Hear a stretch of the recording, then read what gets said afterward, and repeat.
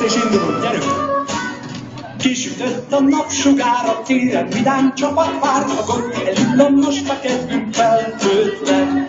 Játék vár és kacagás, hát fújtanótát, trombitás, zengen dalunk réten, szirten, erdőben.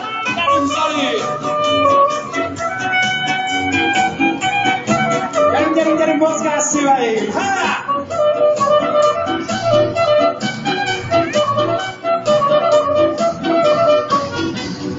Vonul már a csapatunk, madárficó jelszavunk, szívünk veri nagy dalunk, ta-ta.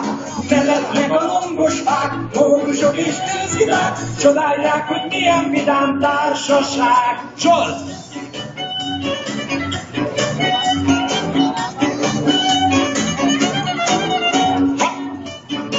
Na, gyerünk, gyerünk, gyerünk, mozgás, tánc. Ez az! Ki velünk tart, mosolyt kap, úgy kiáltjuk élén nap, ne nézd a benne tátszádat, kis komám. Emeld fel a feneket, mert köztünk van most a helyen, üsd össze a tenyered, és taps, taps, taps. Hát emeld fel a feneket, mert köztünk van most a helyen, üsd össze a tenyered, és taps, taps, taps, taps.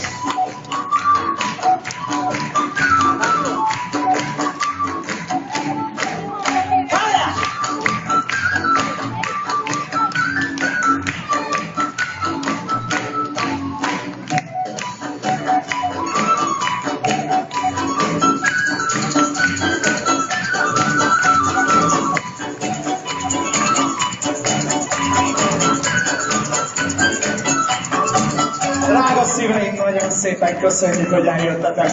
Köszönjük a meghívást a szervezőknek, köszönjük a támogatóknak, hogy itt lehetünk. Megyünk, utazunk tovább, körbe megyünk itt Székelyföldön. Remélem, hogy mindenhol nagyon nagy buli lesz. Köszönjük szépen! Székely Zoltán, Furujakaval, szaxofonokkal tapsot az ötjának.